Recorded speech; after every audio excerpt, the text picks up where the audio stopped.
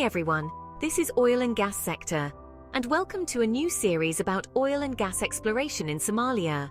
We're talking about a nation with a rich cultural heritage, situated in a geopolitically significant region that has faced its share of challenges.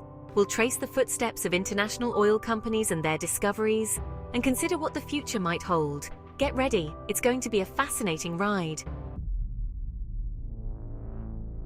Our story begins with Conoco, the continental oil company. Picture this, the 1980s, a time of big dreams of oil in Somalia. Conoco was one of the first to explore off the coast of Somalia, especially in the north. They were granted a concession covering land and sea, including the Nugal and Gulf of Aden basins. Conoco deployed teams to conduct seismic surveys and drilled exploratory wells, but they didn't uncover any commercially viable reserves. In 1991, as civil war engulfed Somalia, Conoco and other companies left but never relinquished their claim. As Conoco explored the northern reaches, Chevron set its sights on central Somalia, including the Mudug region. Chevron's story mirrors Conoco's. They arrived in the 1980s with seismic equipment and dreams of black gold. They surveyed the land and sea but found no commercially viable discoveries. In 1991, civil unrest prompted Chevron to withdraw, but they retained their legacy rights. Chevron's story is one of unfulfilled potential. While Conoco and Chevron focused on northern and central Somalia, Shell turned its gaze southward towards the Indian Ocean. Shell arrived in the 1980s, eager to unlock potential energy resources. Their concession covered a vast offshore territory, and they deployed seismic vessels to map the ocean floor. Shell's efforts stopped at the seismic stage due to political instability. Despite leaving Somalia in 1991, Shell has held on to its legacy rights. Our journey now takes us to the Juba Valley, where Amoco, later part of BP, made its mark. Amoco arrived in the 1980s, drawn by the prospect of discovering oil in this relatively unexplored region. They conducted seismic surveys and drilled exploratory wells, but despite their best efforts, they didn't yield any commercially viable discoveries. When the Civil War broke out in 1991, Amoco withdrew, and their legacy rights were transferred to BP. This added another layer of complexity to the already intricate tapestry of Somali oil and gas exploration. Texaco's story in Somalia is a relatively short but intriguing chapter. They arrived in the 1980s, securing both onshore and offshore exploration blocks in southern Somalia. Their exploration activities were swift and focused, but despite their best efforts, Texaco didn't yield any significant discoveries. They departed in the late 1980s, even before the outbreak of the Civil War, leaving behind a legacy of unfulfilled potential. Following their merger with Chevron, Texaco's legacy rights were absorbed, adding another layer of complexity to the web of oil and gas concessions in the country.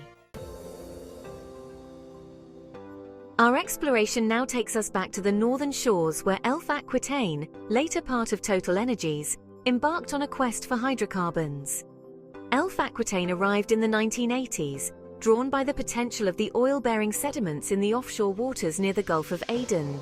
They conducted seismic surveys but never progressed to the drilling stage, possibly due to political instability. They departed in 1991, leaving behind a legacy of tantalizing possibilities, but no concrete discoveries. Despite their limited involvement, Aquitaine, now Total Energies, has retained its legacy rights to the area. Occidental Petroleum, or Oxy, had a brief and ultimately unsuccessful foray into Somalia.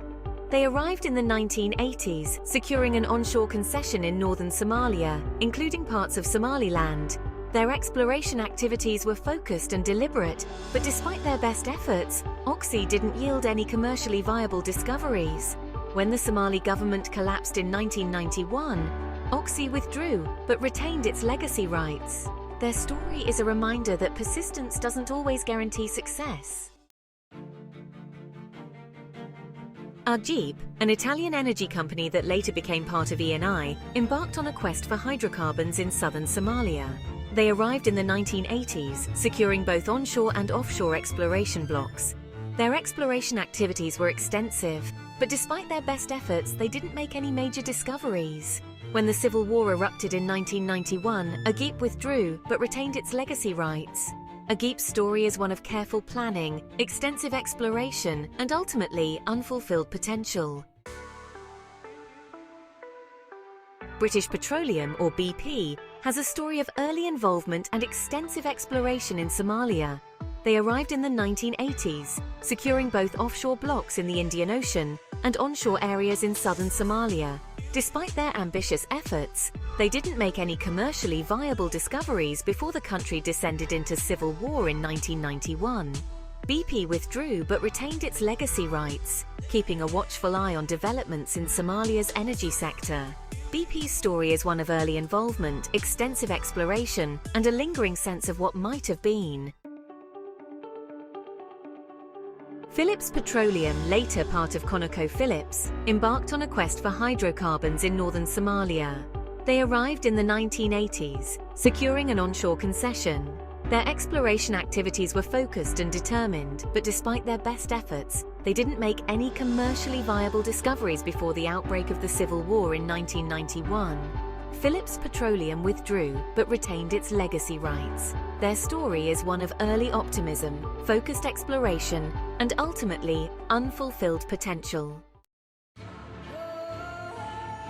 Sinclair Oil Corporation had a brief and ultimately unsuccessful foray into Somalia. They arrived in the 1980s, drawn by the prospect of discovering oil in the Juba Valley. Their exploration activities were extensive, but despite their best efforts, they didn't yield any commercially viable discoveries. When the Civil War broke out in 1991, Sinclair Oil withdrew. Unlike some of its counterparts, Sinclair Oil's legacy rights didn't remain dormant. A new chapter unfolds in Somali oil and gas exploration. In Somaliland, Genel Energy, a UK-listed company, is a key player. They secured onshore blocks SL-10B, SL-13 and Udwain. Seismic surveys were highly encouraging, raising hopes for an oil boom. Challenges include infrastructure and Somaliland's political status. Yet, Genel Energy remains committed to its operations. RAK Gas, a state-owned energy company from the UAE, marks a significant development in Somaliland's hydrocarbon potential. They arrived in the mid-2010s, securing a concession in onshore blocks SL9 and SL12. Seismic surveys were conducted, but RAK Gas has adopted a cautious approach, awaiting further results before committing to more extensive exploration. The lack of infrastructure and the unresolved political status of the region pose significant challenges. Despite these challenges, RAK Gas remains committed to its Somaliland operations. Coastline exploration, based in the Isle of Man, has emerged as a significant player in Somalia proper. They arrived in the early 2010s, securing multiple offshore blocks in southern Somalia. Coastline exploration's arrival marked a renewed interest from international oil companies in Somalia's hydrocarbon potential. Despite challenges like security concerns and regulatory uncertainty, Coastline exploration remains committed to its Somali operations. They have conducted extensive seismic surveys and are planning exploratory drilling campaigns. If successful, these efforts could unlock significant oil and gas reserves and transform Somalia's economic fortunes. ExxonMobil, one of the world's largest oil and gas companies, holds legacy rights to offshore blocks in southern Somalia. These rights date back to pre-1991 agreements, when Somalia showed great promise as an oil and gas frontier. Despite the challenging operating environment, ExxonMobil has chosen to retain its legacy rights, keeping a watchful eye on developments. Their decision suggests they see potential in Somalia's hydrocarbon resources, but are aware of the risks involved. For now, ExxonMobil is content to watch from the sidelines, waiting for the right time to make its move. TotalEnergies, a French multinational, has a history of exploration in Somalia through its predecessor Elf Aquitaine. In recent years, TotalEnergies has expressed renewed interest in Somalia, driven by factors like the global energy transition and potential discoveries in East Africa. They have been actively monitoring developments and engaging in discussions with the Somali government. However, their return is contingent on political stability, a favorable investment climate, and necessary infrastructure. For now, TotalEnergies remains a potential participant in Somalia's energy sector, waiting for the right time to make its move.